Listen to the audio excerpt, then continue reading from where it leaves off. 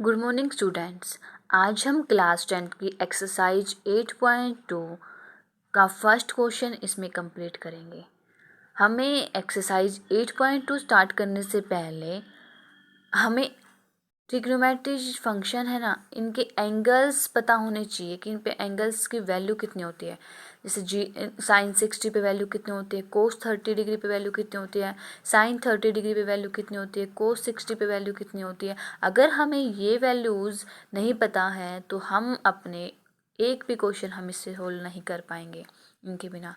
तो पहले हम अपनी टेबल देखते हैं, उसके बाद हम क्वेश्चन स्टार्ट करते हैं।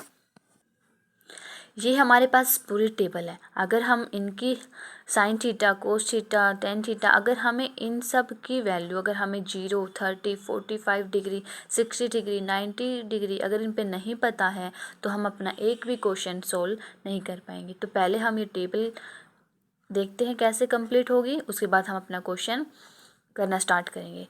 साइन थीटा, साइन 0 डिग्री पे वैल्यू कितनी होती है 0, 30 पे 1/2, 1/√2, √3/2, 1। ठीक है। इसका एक तरीका और भी है कि हम आसानी से सोल्व कर सकते हैं। कैसे सोल्व करेंगे, देखो पहला क्या है 0 डिग्री।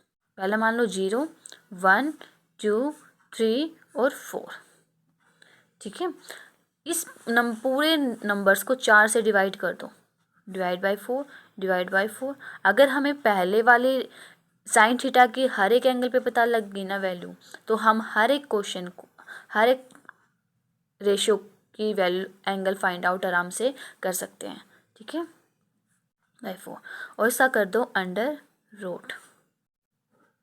ठीक है। अब मैं आपको साइन की वैल्यूज बता रही हूँ हर एक एंगल पे कि कैसे निकलेगी। मान लो हमें साइन की निकालनी है। ठीक है, साइन थीटा की वैल्यू निकालनी है। पहले क्या था 0 था ना, तो 0 पे बताएंगे। 0/4 क्या नंबर आएगा, रूट करेंगे तो 0 का 0। √1 कितना होता है हमारे पास, अलग अलग करेंगे तो √1 क्या होता है 1, और 4 का रूट कितना होता है हमारे पास 2। ठीक है, 2 रूट सेम। ठीक है, √2 कितना हो गया हमारे पास, √2, 2/4। इसे काटो 1/2, तो ऊपर कितना आ गया हमारे पास √1/√2। √1 कितना होता है 1/√2। यहाँ कितना आएगा √3, √4 किसका परफेक्ट स्क्वायर नंबर होता है 2 का। यहाँ कितना आएगा 1, तो √1 कितना हो गया 1। अब देखो साइन 0 पे वैल्यू कितनी 0, 30 पे 1/2, 45 पे 1/√2 और 60 पे √3/2 और 90 पे कितना 1। अब हमें एक की वैल्यू पता लग गया साइन की। अब हम बाकी सारे रेशियोज की वैल्यू आराम से निकाल सकते हैं। देखो किस तरीके से निकालेंगे हम। देखो क्या आई थी 0, 1/2, 1/√2, √3/2 और 1। कोस क्या होता है बिल्कुल अपोजिट, 1, √3/2, 1/√2, 1/2 और 0। ठीक है। अब 10 हमने 8.1 में पढ़ा था कि हमारे पास जो टेन थीटा होता है वो क्या होता है हमारे पास, साइन थीटा अपॉन में कोस थीटा। ठीक है। अब साइन थीटा की 0 पे वैल्यू कितनी थी 0, और कोस की 0 पे वैल्यू कितनी थी, हमें 0 की निकालना है। पहले 0 की निकालेंगे, साइन 0 कोस 0, तो कोस साइन 0 की वैल्यू कितनी है 0, कोस 0 की वैल्यू कितनी है 1। ठीक है, तो आंसर कितना आएगा 0। ऐसे ही हम 10 किसकी निकालेंगे, जैसे मान लें 30 की निकाल रहे हैं, तो इक्वल टू क्या लिख सकते हैं साइन 30 अपॉन में कोस 30। हमने वैल्यू फाइंड आउट की थी, साइन 30 की वैल्यू कितनी थी 1/2, और कोस 30 की वैल्यू आई थी हमारे पास √3/2। 2 से 2 कट गया, तो साइन टेन 30 की वैल्यू कितनी आ गई 1/√3। तो ऐसे ही हम हर एक एंगल्स क्या कर सकते हैं फाइंड आउट कर सकते हैं, है ना। 1√3 ऐसे ही यहाँ आएगा नोट डिफाइन। कोसिकेंट क्या होता है, कोसिकेंट होता है 1/sin थीटा। कितना होता है 1/sin थीटा। तो वैल्यू निकालो एंगल पे और सारे हमारे पास क्या है एंगल की वैल्यूज निकल जाएगी। ऐसे ही सेम कोसिकेंट सिकेंट, इसका उल्टा 1, 2/√3, √2, 2 और यहाँ क्या आएगा नोट डिफाइन। जैसे टेन थीटा होता है sine theta by cos theta, ऐसे ही कोट थीटा क्या होता है कोस थीटा अपॉन में साइन थीटा। एंगल्स पे वैल्यू निकालो, हमें सारे एंगल्स पता लग जाएगी। अगर हमें ये टेबल हमें एंगल्स की वैल्यू हमें नहीं पता है तो हम 8.2 का क्वेश्चन एक भी नहीं निकाल पाएंगे। ठीक है, अब देखो हम 8.12 पे आते हैं। अपनी 8.2 का फर्स्ट क्वेश्चन स्टार्ट करते हैं। अब हमारा 8.2 का फर्स्ट क्वेश्चन है साइन 60 डिग्री। फर्स्ट का फर्स्ट पार्ट है ये, साइन 60 कोस 30 प्लस साइन 30 कोस 60। अब देखो साइन 60 पे वैल्यू कितनी थी हमारे पास, साइन 60 पे √3/2 मल्टीप्लाई में कोस 30 पे कितनी है √3/2 प्लस में साइन 30 पे वैल्यू कितनी है 1/2 मल्टीप्लाई में 1/2। ठीक है, सोल्व करो। √3 कितना हो गया हमारे पास 3, 2 2 जा 4 प्लस में 1/4। ठीक है, एलसीएम लो कितना आ गया 4, तो 3 प्लस में 1 क्या आ गया हमारे पास 4/4। कितना आ गया हमारे पास आंसर 1। ठीक है, अब हमें अगर इनकी वैल्यू नहीं पता होती, एंगल पे वैल्यू नहीं पता होती, तो क्या हम इसको क्वेश्चन को सोल्व कर पाते? नहीं ना। तो सबसे पहले हमें क्या करनी पड़ेगी, टेबल रिवाइज करनी पड़ेगी, देन हमें अपने क्वेश्चन सोल्व करने पड़ेंगे। ठीक है, अब हम क्वेश्चन नंबर इसका सेकेंड पार्ट देखते हैं। सेकेंड पार्ट है हमारे पास 2 tan स्क्वायर 45 डिग्री प्लस में कोस स्क्वायर 30 डिग्री माइनस में साइन स्क्वायर 60 डिग्री। अब ये सोचोगे स्क्वायर आ गया तो हम कैसे सोल्व करेंगे। अब देखो tan 45 पे हमें पता है क्या है, वैल्यू 1 है। अब हमें क्या करना है, सिर्फ स्क्वायर करना है। जो वैल्यू है हमारे पास उसी का स्क्वायर कर दो, तो कितना आ गया हमारे पास 1। ठीक है, क्या आ गया हमारे पास 1। अब देखो 2 × tan 45 पे होता है 1 का स्क्वायर प्लस में कोस 30 पे वैल्यू कितनी होती है हमारी √3/2। कितने होते हैं √3/2, तो इसका क्या करना पड़ेगा हमें स्क्वायर माइनस में साइन 60 की वैल्यू कितनी होती है √3/2 सेम, इसका स्क्वायर सोल्व करते हैं। 2 मल्टीप्लाई में 1 प्लस में कितना आएगा √3 का स्क्वायर कितना आएगा हमारे पास 3, 2 का स्क्वायर कितना आएगा 4 माइनस 3 का √3 का स्क्वायर कितना आएगा हमारे पास 3 अपॉन में 2 का स्क्वायर 4। √3 मल्टीप्लाई √3, तो ये क्या होता है हमारे पास 3। इसलिए हमारे पास यहाँ कितना आया है √3 की 2 बार मल्टीप्लाई करने के बाद कितना आया हमारे पास 3। ये नेगेटिव ये पॉजिटिव कैंसिल आउट, तो 2 1 जा 2, तो हमारा आंसर कितना आ गया 2। ठीक है, अब इसका हम थर्ड पार्ट देखते हैं। अब हम इसका थर्ड पार्ट करते हैं। कोस 45 डिग्री अपॉन में सीकेंड 30 डिग्री प्लस में कोसिकेंड 30 डिग्री। ये क्वेश्चन हमें बहुत ध्यान से करना पड़ेगा, थोड़ा सा टिपिकल है, पर अगर हम इसको 2 बार वीडियो को 2 बार देखेंगे तो आराम से समझ आ जाएगा। ठीक है, कोस 45 डिग्री की वैल्यू होती है 1/√2 अपॉन में सीकेंड 30 की वैल्यू होती है हमारे पास 2 अपॉन में √3 प्लस में मैं अगेन आप बच्चों को बताना चाहती हूँ, अगर हमें एंगल्स पे वैल्यू नहीं पता है तो हम अपने क्वेश्चन सोल्व नहीं कर पाएंगे। ठीक है, कोसिकेंड 30 की वैल्यू होती है 2। ठीक है, अब देखो यहाँ पे 1/√2 अपॉन में मैं यहाँ एलसीएम ले लेती हूँ, कितना आ गया हमारे पास एलसीएम √3। ठीक है, तो यहाँ कितना आ गया हमारे पास 2 प्लस में यहाँ कितना आ गया 2√3। ऊपर लेके जाओ वैल्यू को, 1/√2 तो है, ऊपर लेके जाएंगे तो एक्सचेंज हो जाता है √3 अपॉन में 2 प्लस में 2√3। ठीक है, अब इसको यहाँ करते हैं √3 मल्टीप्लाई कर देती हूँ मैं √3, यहाँ क्या करते हैं √2 × 2 प्लस में 2√3 मल्टीप्लाई कर दिया मैंने। ठीक है, यहाँ करो √3 अपॉन में ये √2 तो है यहाँ हमारे पास, यहाँ से मैं क्या ले लेती हूँ 2 कॉमन ले लेती हूँ, 2 कॉमन लिया तो क्या आ गया अंदर 1 प्लस में √3। ठीक है, यहाँ तक समझ आया। √3 √2 है हमारे पास, या इन दोनों में देखो 2 की टेबल में आ रहे हैं तो 2 कॉमन ले सकती हूँ मैं, 2 कॉमन लिया, या कितना बच गया 1 प्लस में √3। क्या आया था हमारे पास √3 अपॉन में 2 √2 मल्टीप्लाई में 2 × मैं इसको लिख दूँ √3 प्लस में 1। ठीक है, अगर हमारे पास नीचे रूट की वैल्यू होती तो हमें क्या करना पड़ता है, उसको रैशनलाइज करके हटाना पड़ता है। तो यहाँ रैशनलाइज करेंगे, √3 अपॉन में √2 मल्टीप्लाई में 2 √3 प्लस में 1। हम रूट पहले इसका कर देते हैं रैशनलाइज, ठीक है। रैशनलाइज करेंगे तो √3 माइनस में 1 अपॉन में √3 माइनस में 1, ठीक है। √3 माइनस 1 और √3 माइनस में 1। अब क्या आएगा हमारे पास, मल्टीप्लाई करो इसकी इसके साथ, √3 इंटू √3 माइनस में 1 अपॉन में क्या आएगा हमारे पास, √2 मल्टीप्लाई में 2 मल्टीप्लाई में √3 प्लस 1 और साथ में क्या आएगा, √3 माइनस में 1। अगर हम स्टेप टू स्टेप चलेंगे तो हमें अपना आंसर निकालने में ईजी होगा, ठीक है। अगर हम यहाँ साथ में √2 भी लेके चल पड़ते तो हमारे पास क्या हो जाती, प्रॉब्लम्स क्रिएट हो जाती, हम आसानी से आंसर तक नहीं पहुँच पाते, ठीक है। तो यहाँ पर क्या आ गया हमारे पास,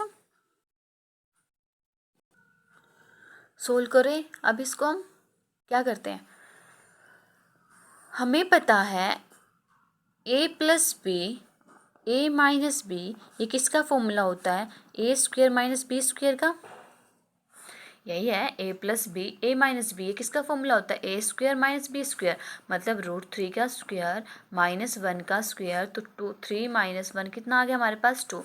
तो इस पूरे की वैल्यू कितनी आ गई हमारे पास, 2, ठीक है। तो √3 माइनस 1 अपॉन में √2 मल्टीप्लाई 2 मल्टीप्लाई में 2। अब हमारे पास देखो, हमारे पास ये बच गया। अब इसका क्या करना पड़ेगा, हमें रैशनलाइज करना पड़ेगा, क्योंकि अगर हम यहाँ पे साथ में लेके चल पड़ते तो हमें प्रॉब्लम क्रिएट होती। तो हम अलग अलग कर रहे हैं, √2 अपॉन में √2 हटाने के लिए इसको, ठीक है।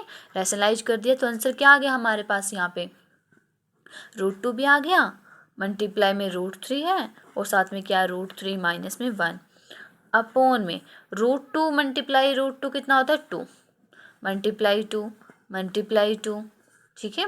यहाँ करो √2, ठीक है, मल्टीप्लाई में ये कितना आ गया हमारे पास, 3 माइनस में √3 अपॉन में हमारे पास कितना आया है, 8। अब अंदर मल्टीप्लाई कर दो, इसके कितना आ गया हमारे पास, 3√2 माइनस में √6 अपॉन में कितना आ गया, 8। मतलब दो नंबर अगर हमारे पास डिफरेंट है तो उसका आंसर क्या आता है हमारे पास, √A और B। तो सेम यहाँ किया, √2 √3 कितना आ गया हमारे पास, √6, तो हमारे पास ये आ गया, ठीक है। अगर कोई प्रॉब्लम हो, डाउट आए तो कमेंट करना, ठीक है। अगर हम इसको स्टेप वाइज स्टेप नहीं करते तो हमें क्या है, आंसर निकालने में बहुत प्रॉब्लम क्रिएट होती, ठीक है। अब हम इसका 4th पार्ट कंप्लीट करेंगे। अब हम इसका 4th पार्ट कंप्लीट करेंगे, ठीक है।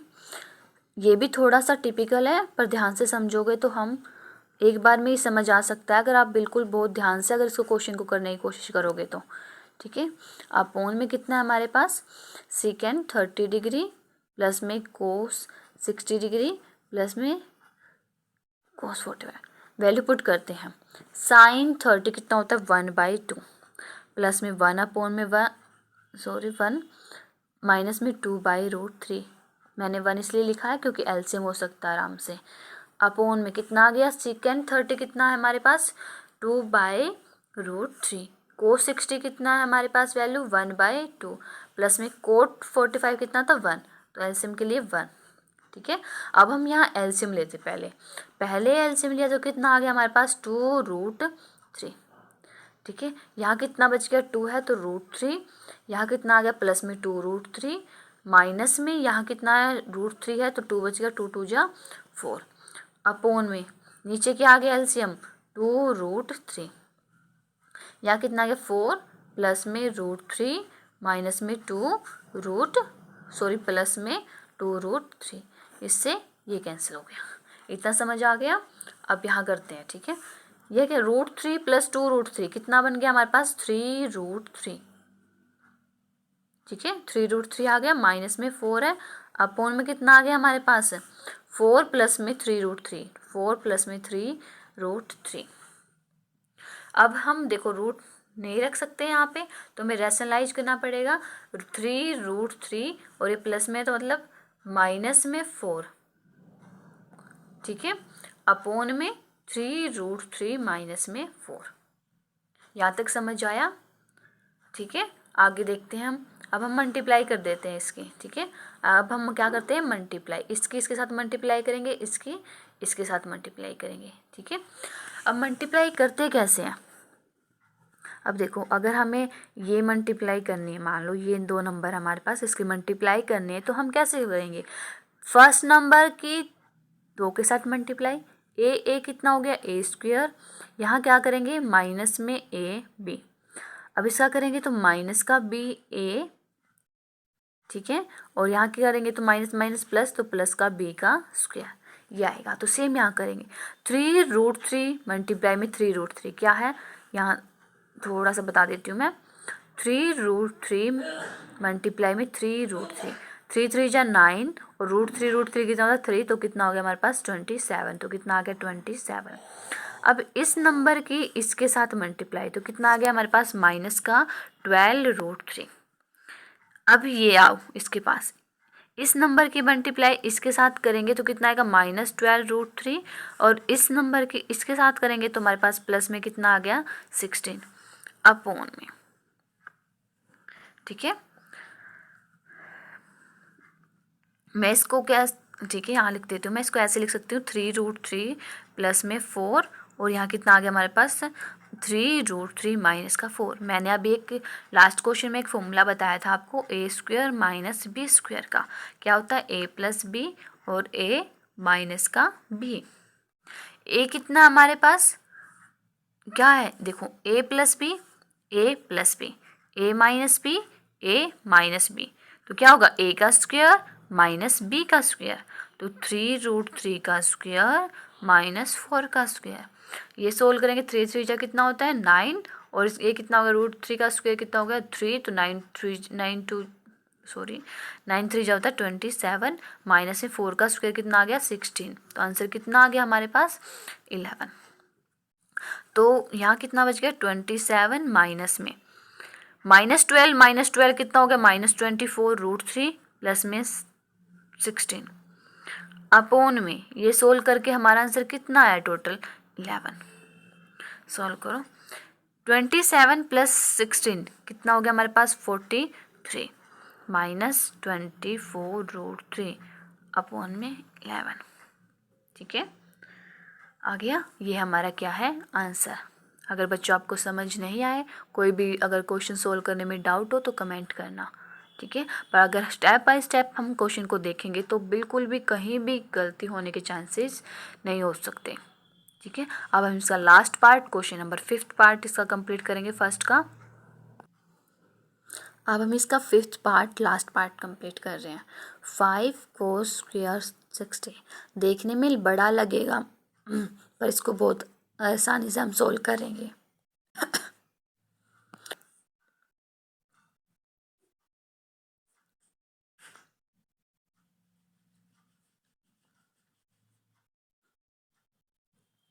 ठीक है, ये है, देखने में बड़ा लग रहा है पर बहुत इजी है, अभी सोल्व करेंगे। 8.1 में हमने पढ़ा होगा, ये ट्रिग्नोमेट्री हमारे पास रूल है कि sine square theta plus cos square theta equal to क्या होता है 1। एंगल सेम और साइन का स्क्वायर कोस का स्क्वायर क्या होगा 1। जैसे बता सकती हूँ मैं, साइन स्क्वायर 30 डिग्री प्लस में cos square 30 degree equal to 1। Same अगर हमारे पास एंगल सेम होता 60 डिग्री प्लस में कोस स्क्वायर 60 डिग्री क्या हो जाता हमारे पास 1। अब यहाँ देखो, साइन स्क्वायर 30 प्लस में cos square 30 degree equal to क्या है 1। तो देखो यहाँ देखो अपने क्वेश्चन में, साइन स्क्वायर 30 डिग्री प्लस में कोस स्क्वायर 30 डिग्री, क्या मैं इसको भी 1 बोल सकती हूँ? अगर ये नीचे का हमारे पार्ट ख़त्म हो गया तो ऊपर का तो हमारा सोल्व आराम से कर सकते हैं हम। देखो इसको 1 कर देंगे। 5 कोस 60 होता है 1/2 का स्क्वायर प्लस में 4। सेकेंड 30 होता है हमारे पास की वैल्यू होती है 2/√3 इसका स्क्वायर, माइनस में इसका हो गया 1 का स्क्वायर। नीचे क्या है 1 है, लिखने की कोई ज़रूरत ही नहीं है। तो 5 इंटू 1/4 प्लस में 4 इंटू ये कितना आएगा, 2 का स्क्वायर कितना आ गया 4, 3 का स्क्वायर कितना आ गया हमारे पास 4 माइनस का 1। ठीक है, ये क्या है हमारे पास 5/4 प्लस में 16/3 और माइनस में 1/1 मतलब अब हम क्या लेना को जरूरत पड़ेगी हमें पास एलसीएम। तो एलसीएम लो, यहाँ पे कितना आ गया हमारे पास 12, 4 3 जा 12 तो कितना आ गया 15, 3 4 जा 12 तो कितना आ गया 64 माइनस में 12।